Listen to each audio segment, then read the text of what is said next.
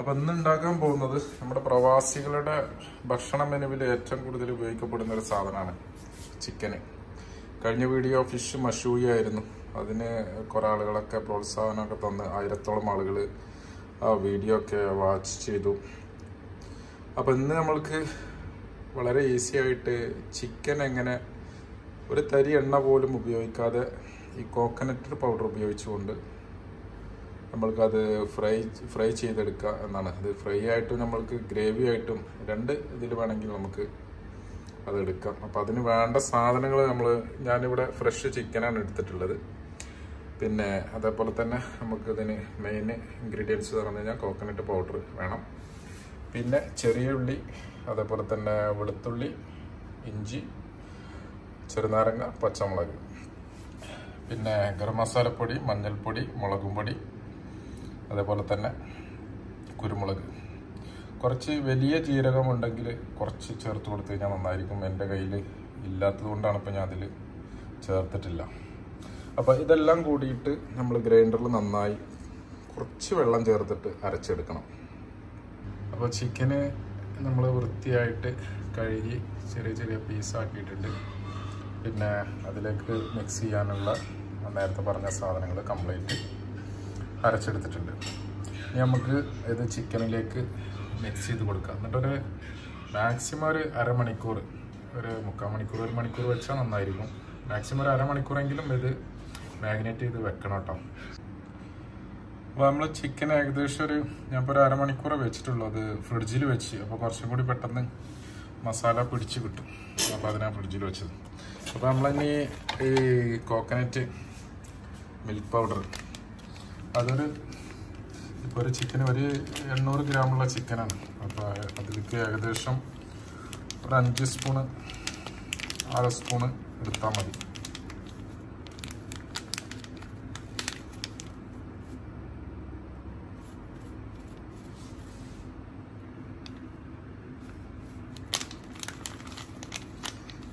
ഇതിന് നമുക്കിനി കുറച്ച് വെള്ളം ഒഴിച്ചിട്ട് പേസ്റ്റ് രൂപത്തിലാക്കണം. വല്ലാണ്ട് വെള്ളം കൂടി പോകാൻ പാടില്ല.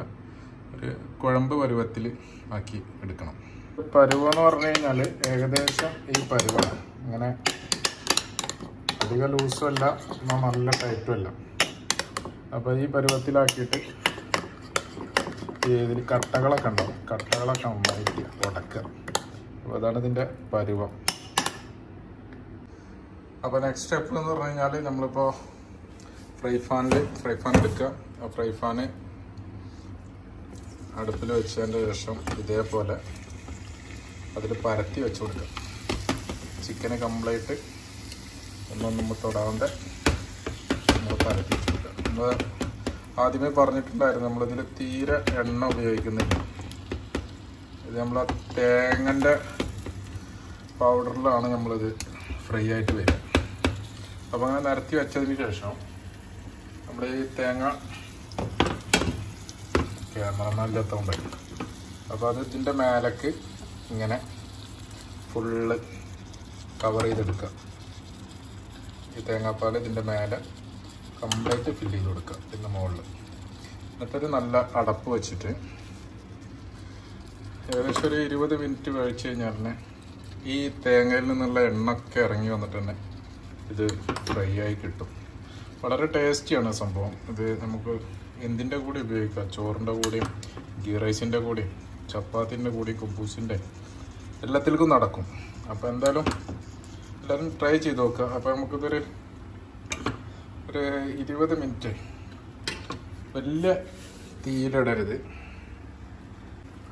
അപ്പോൾ ഇത് നമ്മൾ കംപ്ലീറ്റ് അതിൻ്റെ മുകളിൽ നമ്മുടെ കോക്കനട്ട് മിൽക്ക് പൗഡർ കംപ്ലീറ്റ് അതിൻ്റെ മുകളിൽ ഒഴിച്ചിട്ട് ഇനി നമ്മൾ ഇതേപോലത്തെ ഒരു മൂടി വെക്കുക.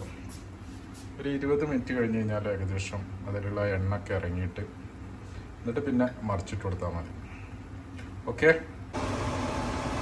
അപ്പോൾ ഇപ്പം നമ്മുടെ ചിക്കൻ ഏകദേശം മറിച്ചിടാനായി ഒരു 15 മിനിറ്റോളമായി ഞാനിപ്പോൾ ഇത് വെച്ചിട്ട് നമുക്ക് മറിച്ചിട്ട് കൊടുക്കാം.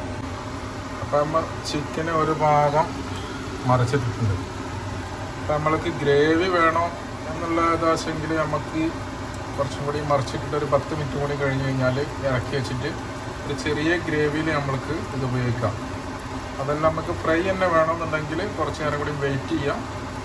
ഈ ഇതിലുള്ള എണ്ണൊക്കെ വറ്റി കംപ്ലീറ്റ് ഡ്രൈ ആവും. അപ്പോൾ നമുക്ക് ഡ്രൈ ഫ്രൈ ആയിട്ട് ഉപയോഗിക്കാം. അപ്പോൾ നമ്മൾക്ക് ചപ്പാത്തിക്കൊക്കെ ഈ ചെറിയൊരു ഗ്രേവി വേണമെന്നുണ്ടെങ്കിൽ ഈ പരുവത്തിൽ നമുക്ക് ഉപയോഗിക്കാം. ഇതിൽ നമ്മൾ എണ്ണ തീരെ ഉപയോഗിച്ചിട്ടില്ല. ഈ തേങ്ങയിൽ നിന്നുള്ള എണ്ണയിനിപ്പോൾ ഇറങ്ങി വന്നിട്ട് ഇത് ഫ്രൈ ആയിക്കൊണ്ടിരിക്കുന്നത്. അപ്പോൾ നമുക്ക് തിരക്കുള്ളവരെ വെച്ചെങ്കിൽ ഇനിയിപ്പോൾ ഗ്രേവി വേണമെന്നുണ്ടെങ്കിൽ നമുക്ക് ഈ പരുവത്തിൽ ചിക്കനൊക്കെ നന്നായിട്ട് വന്നിട്ടുണ്ട്. അപ്പോൾ ഞാനിപ്പോൾ ഇതൊന്നുകൂടി ഡ്രൈ ആക്കാനാണ് ശ്രമിക്കുന്നത്. അപ്പോൾ നമ്മുടെ ചിക്കന് നല്ലോണം ഡ്രൈ ആയി, ഏകദേശം നല്ല ഡ്രൈ ആയി. അപ്പോൾ ഇനി ഓഫ് ചെയ്യാം. അപ്പോൾ ഏകദേശം അതിലുള്ള എണ്ണയൊക്കെ വറ്റി, അതിലുള്ള മസാലകളൊക്കെ നന്നായി വറ്റി. ഇനി നമുക്ക് സെർവ് ചെയ്യാം. അപ്പോൾ നമ്മുടെ ചിക്കൻ കോക്കനട്ട് ഫ്രൈ റെഡി ആയിട്ടുണ്ട്.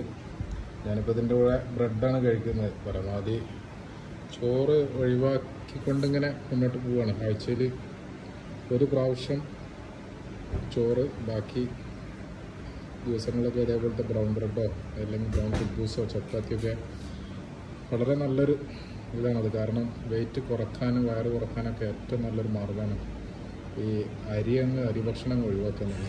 അപ്പോൾ കഴിയുന്നവരൊക്കെ അത് ചെയ്യാം. അതൊന്ന് കഴിച്ചിട്ടൊക്കെ എല്ലാവരും ട്രൈ ചെയ്ത് നോക്കാം.